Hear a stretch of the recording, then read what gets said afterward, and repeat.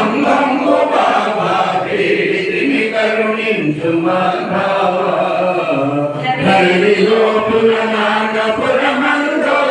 స్థిరమైన శిష్యుల నాగకోటి భక్తజనులందు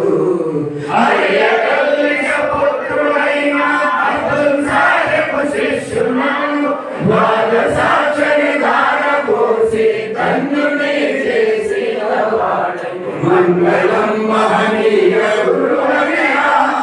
అమ్మమ్ము బాబా వేడితిని కరుణించు మాధవా ఓం మంగళం